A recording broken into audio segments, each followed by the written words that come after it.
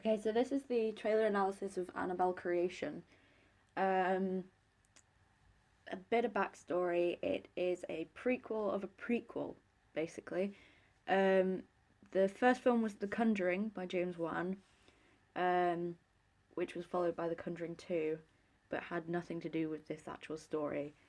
Then we got a prequel to The Conjuring called Annabelle, and this is sort of a prequel to Annabelle.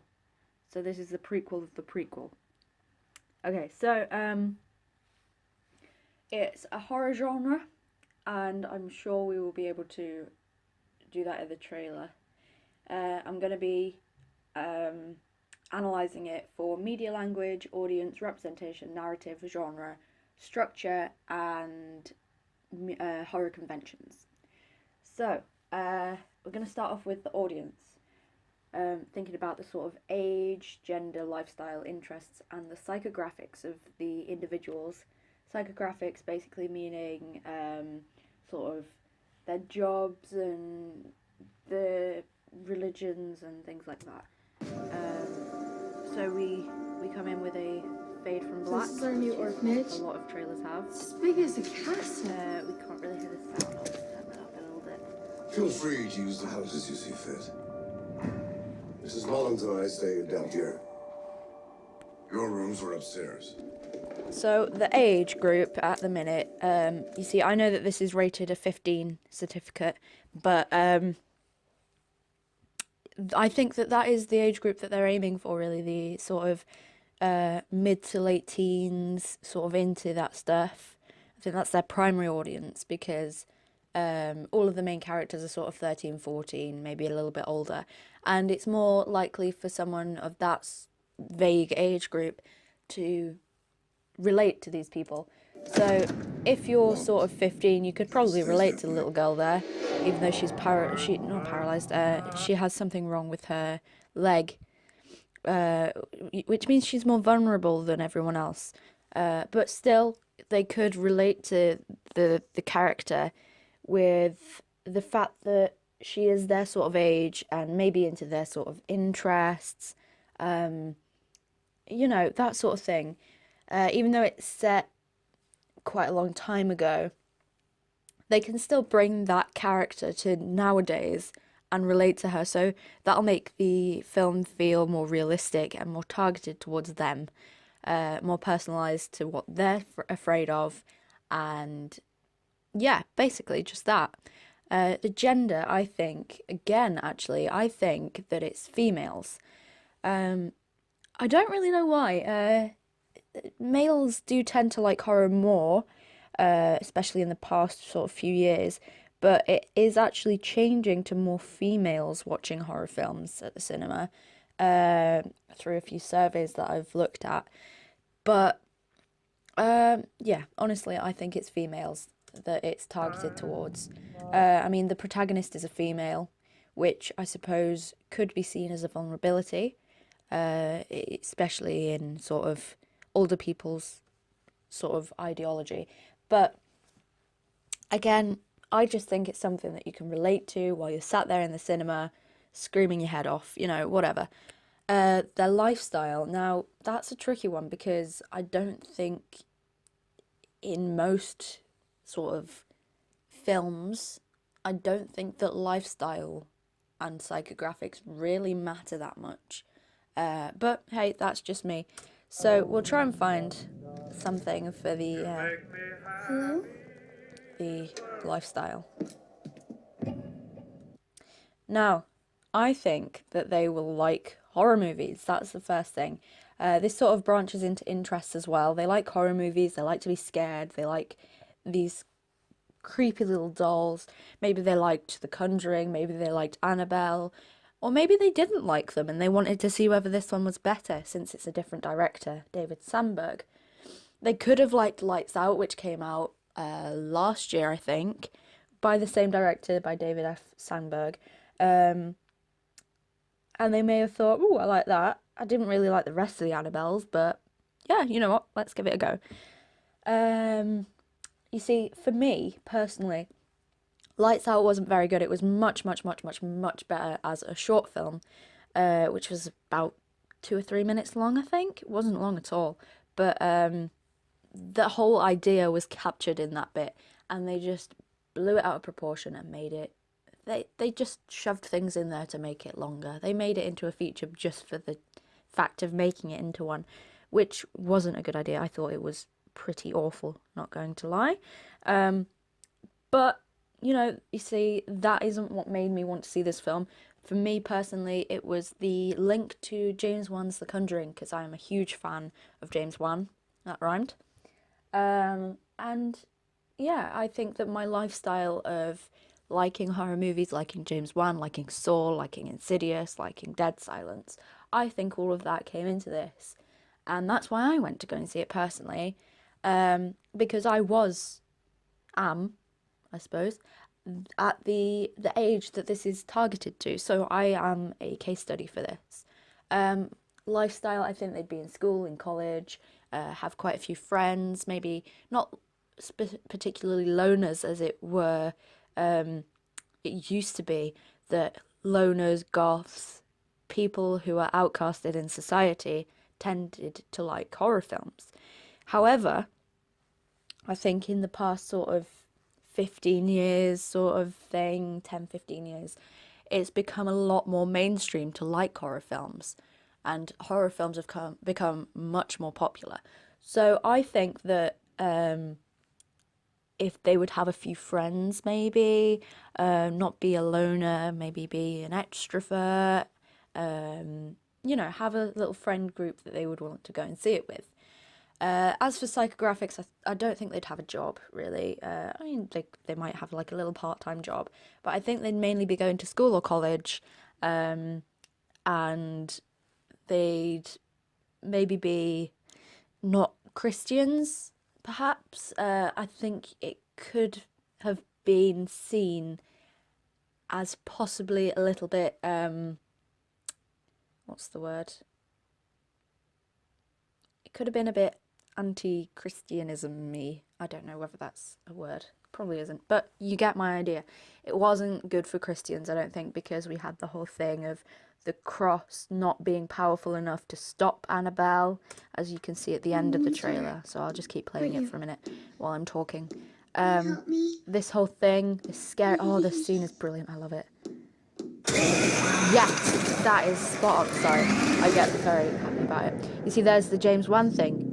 It links to the lifestyle and their interests. If they like James Wan, they're going to go and see the film. Lights Out, you see, they're marketing that as though it was really, really good, which I know that a few people did think it was really good. But personally, no, it was just lengthened for no reason. But it wanted permission to move into it's got a bit of backstory in it. That's what I love about this trailer. It has backstory. It tells you what's going on. You don't have to have watched the other Annabelle films, but it's a horror film. You know what's going on, even though you haven't seen the other films. Oh. Sister. You see, there's the cross there again on the wall. You see, in the film, the representation of Christianity and God and religion is actually quite skewed. It's a bit misconstrued. Let's go for that. That's a cool word. It's not even a real word, but it's cool, so we'll go with that. You see, in things like that little shot there with the cupboard with the doll in and the Bible pages all around and the cross, that's used for protection. There's also holy water splashed on the doll, and that's what's kept it in there for all those years. It was kept in there, it was safe, no one had any harm from it. It's been cool, it's been chilled, it's been fine. But as the film gets scarier and as this monster demon thing gains power, we see the change in the religion there. Even in the trailer here, at the end we've got, I'll keep playing it. At the end we've got the little scene where she's holding up the cross to the girl at the tea party, and it doesn't work. It just doesn't work. She drops the cross and it's no longer protection. So we see the change. Again, there we go. Holy water, the Bible, it's all in there. we've got the cross being used as protection, and then we've got the cross being against them to an extent. The cross is something that the demon is feeding off. The Bible shutting closed is a sign of this cannot help you. Religion cannot help you anymore. The holy water, you can try all you want. This ain't gonna work, mate. You know, that's what it's saying to me here. The Conjuring universe, again, yeah, that's something else that's brilliant. The Conjuring universe, this just shows how successful James Wan is.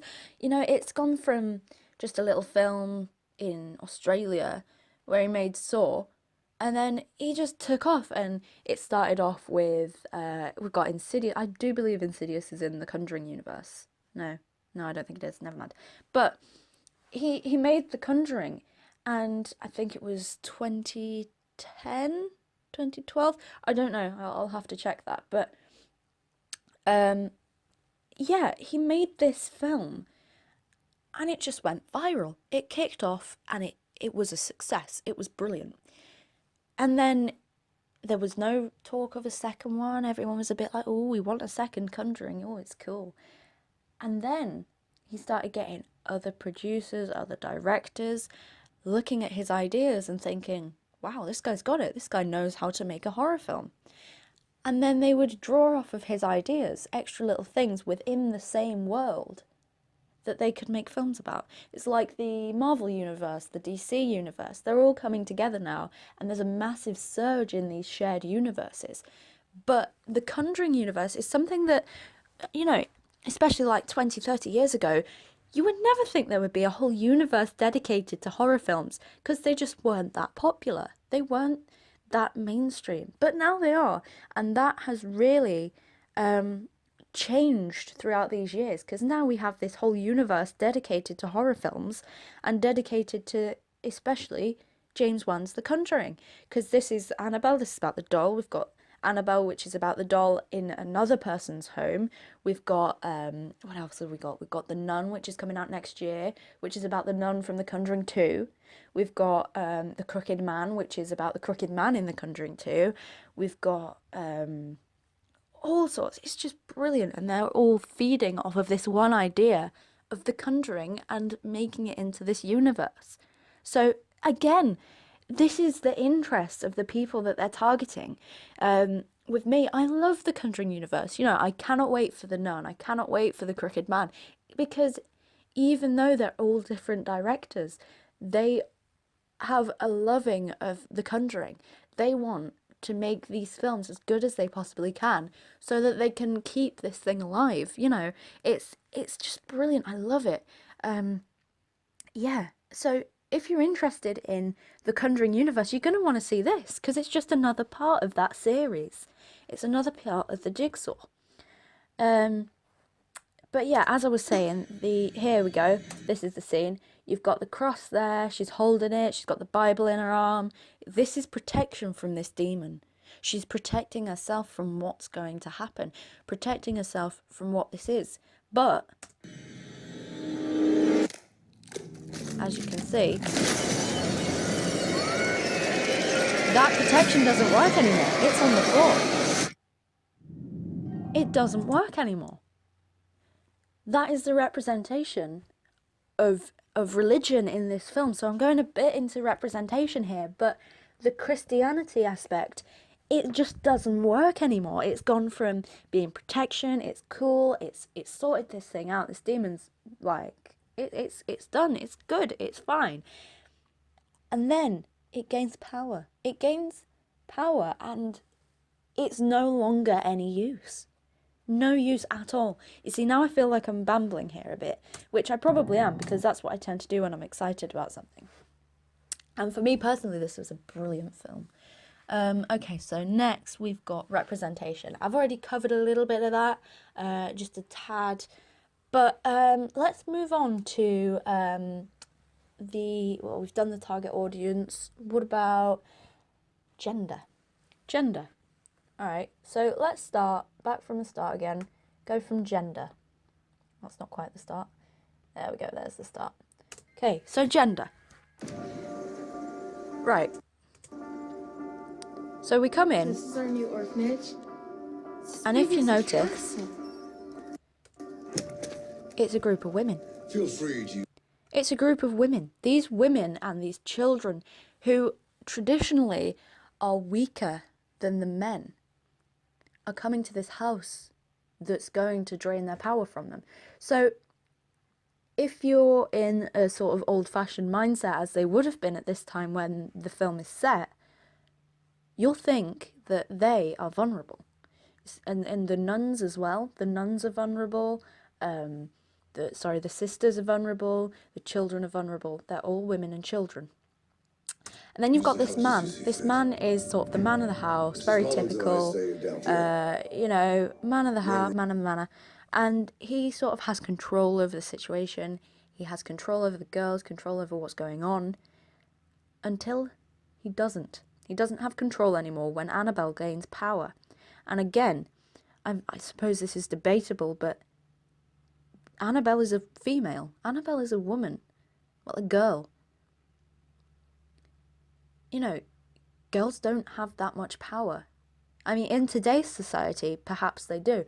But back when this was set, they didn't have this much power and this much power to overhaul a man, overhaul his family, overhaul all of these women and children within this house and cause chaos. You see, that doesn't tend to be a theme within this sort of this age, but that sort of reflects today's society rather than the olden days society, as now women do have control over a lot of things. You know, we're not just typical things where we're going into the kitchen, making tea for our husbands, sorting out the kids and all of that. Well, we're not there for the service of our husbands and our boyfriends. We are here to act as a vital part of society. And that's what's being reflected here with Annabelle. Sort of the contrast of the old perception of gender to the new perception of gender. Now, this little scene here, Rooms are upstairs. we've got... Oh, okay, we've missed that little scene. See, here, he's showing authority because she is not allowed to go in that room. He has said that. He's showing her, he's establishing his authority that she is not allowed in that room. But then again, later on, of course she goes in the room. She goes in the room because it's unlocked. Curiosity gets the better of her. Now, back in the old times, that wouldn't have happened.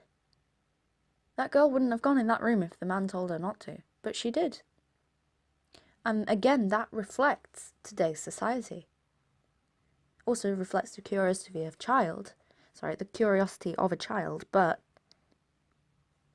it reflects female power within the film. Anyway, back to what I was saying. Okay, it's not going to show us. It'll be there somewhere. But the woman who's in the bed with the mask and the face, it's all very mysterious, and she has power over the kids because they're scared of her. She has power over the females and the children because they have a fear of what she is. They don't know what's behind the mask. They don't know what's in the bed. But this woman, although she's sick and she has no power over her husband and over her house, she can't even get out of bed. But she has this power of fear over these children and over these sisters. And that really brings to light to me the fact that women now don't even need to be able to get out of bed to have power. I think that's brilliant. It shows how, I mean, even in this time, we have two representations of gender here. We have the representation of the old perception of gender and the new perception of gender. It just shows how society changes and how society can affect horror films. It's brilliant. So yeah, that gender is done now. I think we can move on from the gender. So we've got who else is being represented here? We've got Christians and Christianity. We've got females. We've got children. Hello? And now we've got vulnerable groups. You see, vulnerable groups here are being represented as something more powerful than you would think. You see, this protagonist, she's vulnerable because she's a child. She had something wrong with her leg, so she can't walk properly. She's unable to run, unable to escape. The stair lift is her only way of getting down those stairs, and that makes you feel for her. You know that she is in more danger than everyone else in this story. So she is the one to be afraid of. However, she is the one to be afraid. However, she gets possessed by this demon. Bit of a spoiler. And then she has power. The vulnerable one has the most power in this film, and that is the change and the representation of how vulnerabilities don't need to keep you down. You know, you can be powerful even with vulnerabilities. And I'm getting into a bit of a motivational speaker here, but it's true. That's what this film is saying.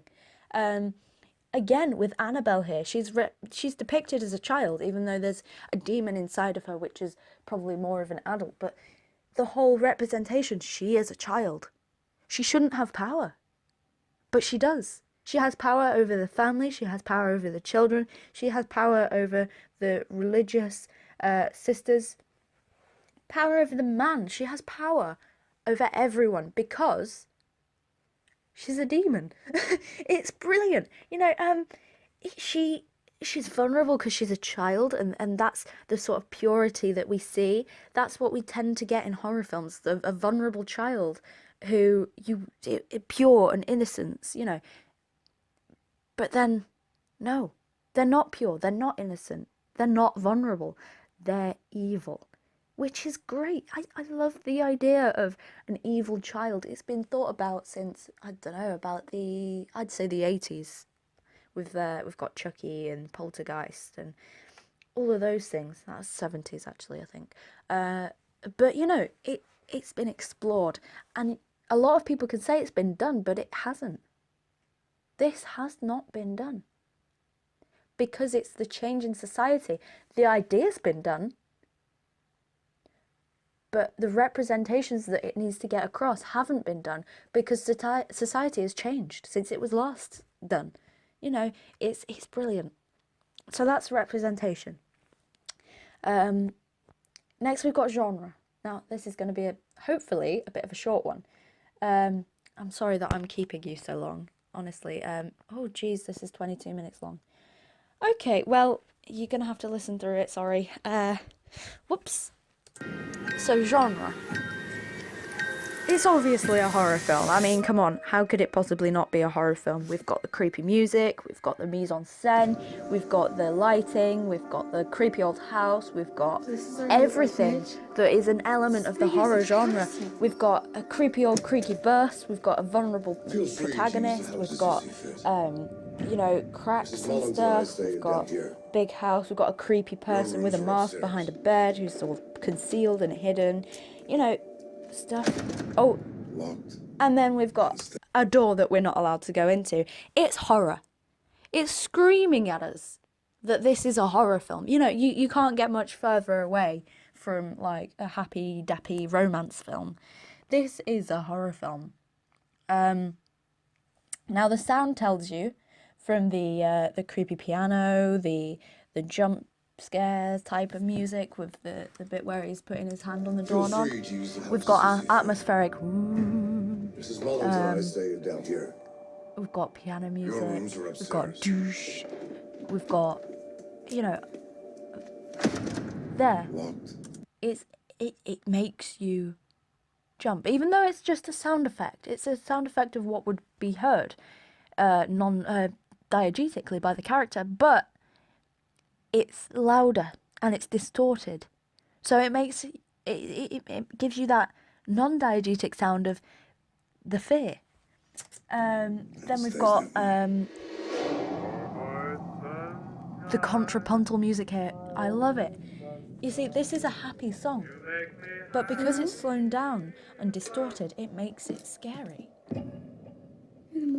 And then we have silence, and the silence is what scares us, because we know that something's about to happen. Everything's slowed down.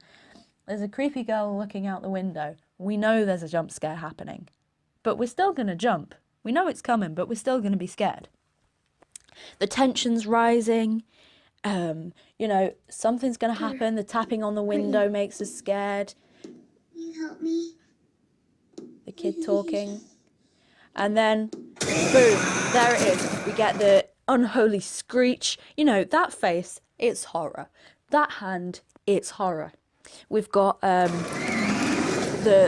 build-up, the cinematic booms. We now know that there's something wrong. That was the disruption there. We know something's wrong now. Something's happened there. And we know that this isn't all it appears to be.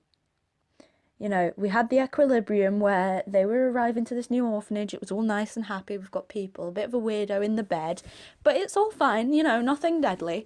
And then that happens. That's the disruption. That's where something's gone wrong, and now we know that there's something not quite right there. Sort of going into narrative, but it's fine. You know, that's fine. Means it won't take like half an hour. Okay, so the disruptions happen there. Then we go on to, these people have figured out that there's something not quite right. For a very long time. The daughter's dead. We've got more cinematic booms with a bit of dodgy violin music or whatever. We know the backstory. We get backstory over it, so we know what's going on. We know what we're afraid of. It started small. And we know how this got to be. We know what happened. We know how this came to be. So that it could be with us forever. And then We said yes. we get this build up, and then silence, and then the little music box, darkness, low-key lighting. It's all within the horror genre, and then it's gone quiet again. It's gone quiet. We get another shot, and then a jump scare. The jump scare is perfect, you know. Sister, it's coming after me. And then it all starts to build up. All the noises come together. We get the music box. We get the whoosh. We get And the evil presence. the contra zoom of the corridor, which I actually screamed at because I thought it was amazing. We've got the darkness coming out of the thing. The shots get quicker. Shots get quicker. All boom. There we go. We've got everything there. We can tell that this is scary, and then it slows down again. This is what horror films do in their trailers. They have the equilibrium. They have the disruption, and then they have a bit that builds up. And then it goes quiet again. It completely drops. All of the tension drops. And then it builds up again very, very quickly. And we have that last scene, which is the scare factor. This is the bit that says, this is scary. That's that bit. And that's what they do. That is what they do. It's how a horror film trailer works. I'll show you with the other ones, honestly. It works. It gets people up out of their seats to go and see the film. And then we have the title, obviously, and the dates and who directed it, you know, music, producers, writers, all of that stuff. Good old James Wan there, David F. Sandberg, brilliant. And then we've got like the Twitter, the logos, the Tumblr, you know, things that they can learn more. They can learn more about the film from those places. Again, adding to the marketing campaign, low budget marketing. It's brilliant. From the narrative, we know what's going to happen. We know that they're going to arrive at this orphanage, find out that something's not quite right, and then they're going to be hunted by this monster until they find a solution to it. Or will they find a solution to it? You know, that's in essence, it's just what happens in horror films. I think it's Todorov who came up with the 3-act structure. You know, equilibrium, and then we go up a little bit at the disruption. We know that something's not quite right. We carry on going up, and then we get the climax. We get the climax where everything kicks off, everything happens, it's scary, it's weird, it's horrible, and then we relax a bit. And we get the new equilibrium, or the resolution, which is where everything's back to normal, they carry on life, but they've learnt something. They've learnt a lesson from that, or it's changed them in some way. That's what happens. Now, I'm just going to close this down, and we can have a look at some of the other stuff that I've put. I won't read it all out. I'll just give you bits and pieces. So we've gone over the structure. We've said about that. The titles, we've gone through that as well. Edits, we've gone through that. And then So this is just a summary of all the horror conventions. We've got the vulnerable protagonist, the low-key lighting, abandoning of God, dolls. Again, this is something that's happened, especially since James 1. I mean, it happened before James with Chucky and Poltergeist with the clown doll, but then it changed in 2004, and this became James Wan's signature. His handle on Twitter is Creepy Puppet. You know, he is the creator of dolls and puppets being used in horror films to more of an extent. It started off with Saw with Billy the Puppet, and then it went to uh, Insidious has, it doesn't have a puppet in it of sorts, but it does have Billy in it, like as an Easter egg. Then we've got Dead Silence, which is literally just dolls everywhere. A ventriloquist and her 100 dolls, and they all come to try and kill someone. You know, that's what happens. That's what happens. And then we got The Conjuring and then Annabelle. So that happens. That's just it, you know. But yeah, now I'm just going to go over the technology I've used just really quickly so that we can get this done. We've got Google, we've got YouTube, Weebly, Rotten Tomatoes, OBS, and my Samsung Galaxy S6 Edge with my voice recorder on it. That's it for my analysis of Annabelle creation. I am so sorry that it's taken me 31 minutes, and I hope you enjoy listening to it. Sorry about that, moderator.